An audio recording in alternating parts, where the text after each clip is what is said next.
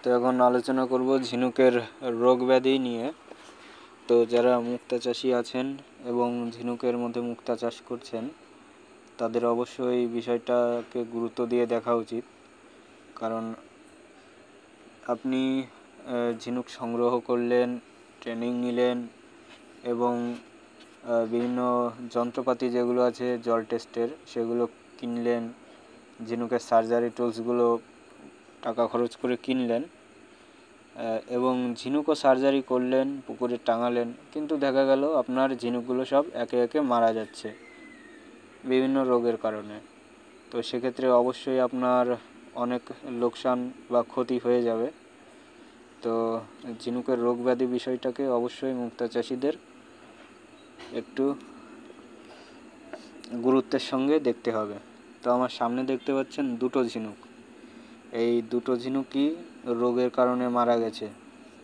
তো এই যেটা ঝিনুক দেখছেন এটাকে আমি সার্জারি করেছিলাম গত 1.5 মাস আগে, এবং এই ঝিনুকটা মারা গেছে লাল পোকার আক্রমণে।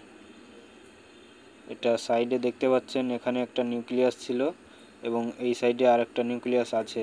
তো 1.5 মাসে দেখতে পাচ্ছেন নিউক্লিয়াস কিন্তু বসে গেছে, এই সাইডেরটা ঠিকভাবে বসেনি, যার কারণে উঠে গেছে।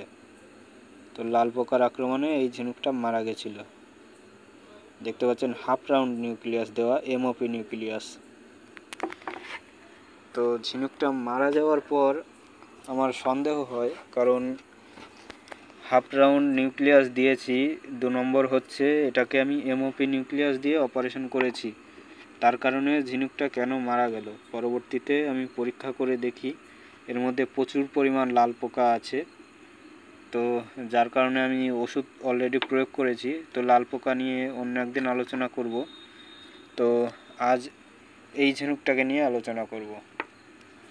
তো আমি বিভিন্ন সময়ে আমাদের এলাকার বিভিন্ন পুকুর থেকে ঝিনুক সংগ্রহ করে থাকি।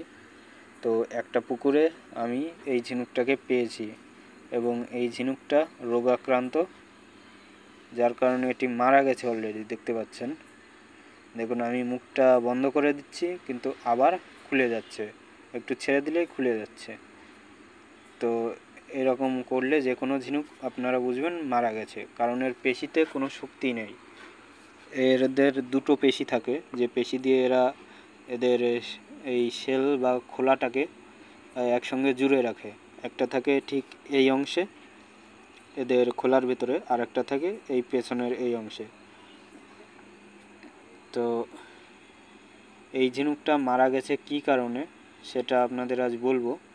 তো এই ঝিনুকটা মারা গেছে ঝিনুকের এক মারাত্মক রোগের কারণে।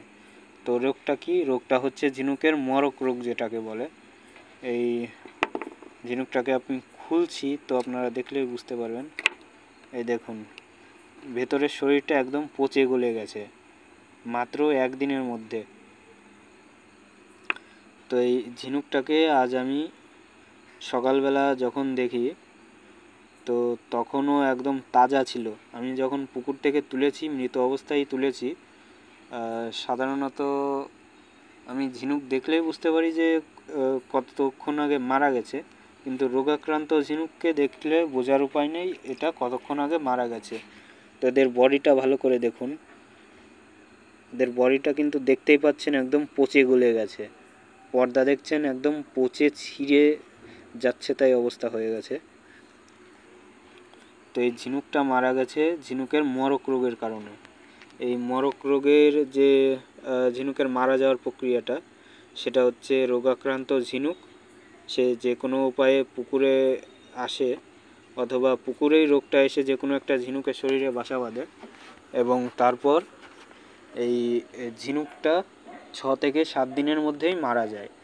এবং মারা যাওয়ার পর তার শরীর থেকে যে পচে যে জলটা দূষিত হয়, সেই দূষিত জল যদি অন্য কোনো ঝিনুক খেয়ে নেয় তো সেই ঝিনুকটাও রোগাক্রান্ত হয়, এবং সেই রোগাক্রান্ত ঝিনুকটা 6 থেকে 7 দিনের মধ্যে আবার মারা যায়।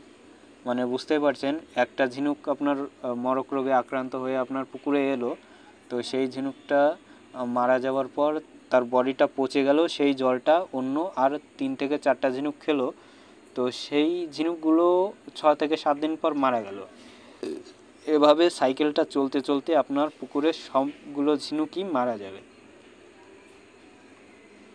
মানে বুঝতে পারছেন কতটা খতরনাক রোগ এটা। এই রোগটাকে যদি প্রাথমিক পর্যায়ে শনাক্ত করা যায় তবে অবশ্যই এর থেকে প্রতিকার পাওয়া যায়। তো মরক রোগ থেকে কিভাবে প্রতিকার পাওয়া যায় এই বিষয়ে আপনাদের পরবর্তী একটা ভিডিওতে জানাবো। তো আজকে দেখে রাখুন, মরক রোগে আক্রান্ত হওয়ার পর মাত্র একদিনে অর্থাৎ 24 ঘন্টার মধ্যে ঝিনুকটার কী অবস্থা, একদম পচে গলে যাচ্ছে তাই অবস্থা হয়েছে। যদি একটা জীবন্ত সুস্থ ঝিনুককে আমি মেরে 24 ঘন্টা রেখে দিই তো সেটাও এতটা পচবে না, সেটাও তাজা থাকবে কমপক্ষে 24 থেকে 30 ঘন্টা, তারপর এটা পচতে শুরু করবে। তো দেখতেই পাচ্ছেন একদম পচে গলে গেছে। আর আপনারা যখন ঝিনুক সংগ্রহ করবেন তো মরক রোগে আক্রান্ত হওয়া ঝিনুকের যে পুকুর সেটা কিভাবে বুঝবেন যে এই পুকুরের ঝিনুকগুলো মরক রোগে আক্রান্ত, সেটার একটা উপায় বলে দিচ্ছি। আপনারা ঝিনুক তুলতে তুলতে প্রতি 10 পিস ঝিনুকে 1 পিস ঝিনুক মৃত পাবেন। অর্থাৎ আপনি যখন পুকুর থেকে ঝিনুক তুলবেন তো দেখবেন আপনার হাতে জীবন্ত ঝিনুকের সাথে সাথে সদ্য মারা যাওয়া প্রচুর ঝিনুক উঠছে। তো সেই ঝিনুকগুলো অবশ্যই মরক রোগে আক্রান্ত হয়ে মারা গেছে। তো আজ এ পর্যন্তই। আপনার মতামত অবশ্যই কমেন্টে জানাবেন।